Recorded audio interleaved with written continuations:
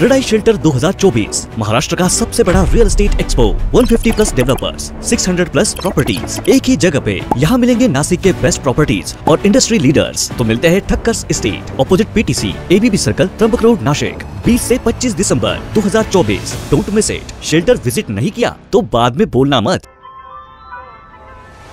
ताज्या बातम्यांसाठी नाशिक न्यूजच्या YouTube चॅनलला सबस्क्राइब करा आणि बेल आयकॉनला प्रेस करा।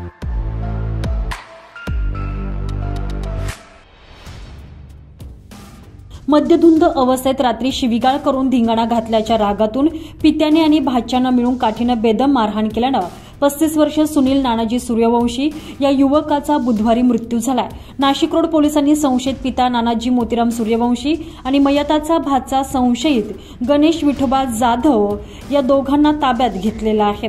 जुना ओढा रोडवरील खरजुलमळा येथील छत्रपती पॅलेसमध्ये राहणारे नानाजी हे विद्युत मंडळातून सेवानिवृत्त झालेले आहेत। नानाजी हे पत्नी विमलाबाई, मोठा मुलगा सुनील आणि लहान मुलगा प्रकाश, त्यांच्याच घरच्या वरील बाजूस त्यांची मुलगी सोनाली आणि तिचे पती विठोबा जाधव हे मुलगा गणेश याच्यासोबत वास्तव्याला आहेत। मंगळवारी सकाळी 9:30 वाजेच्या सुमारास सुनील यानं वडील नानाजी यांच्याशी भांडण करून बळजबरीनं 500 रुपये घेऊन गेला। रात्री 9च्या सुमारास सुनील मद्यधुंद अवस्थेत घरी आला। सर्वजण झोपलेले असताना त्यानं शिवीगाळ करत नानाजी यांना मारण्यास सुरुवात केली। यावेळी राग अनावर झाला आणि त्यांनी सुनीलला काठीनं मारहाण करण्यास सुरुवात केली। आरडाओरडा केल्यानं भाचा गणेश जाधव हा देखील खाली घरात आला। त्यानंही मामा सुनीलला मारहाण केल्याचं फिर्यादीत म्हटलेलं आहे। पोलीस ठाण्यात खुनाचा गुन्हा दाखल करण्यात आलेला आहे। वडील आणि भाच्यानं बेदम मारहाणीत जखमी झालेला सुनील हा राहत्या घरात बेशुद्ध पडलेला होता। त्याच्या कानातून आणि तोंडातून रक्तस्राव झाला। बुधवारी मध्यरात्री 1:30 वाजेच्या सुमारास संशयित गणेश याने सुनीलला रुग्णवाहिकेतून नेले, मात्र बिटको रुग्णालयामध्ये रितसर दाखल करून औषधोपचार उपलब्ध करून देण्याऐवजी प्रवेशद्वारालगत सोडून पलायन केले।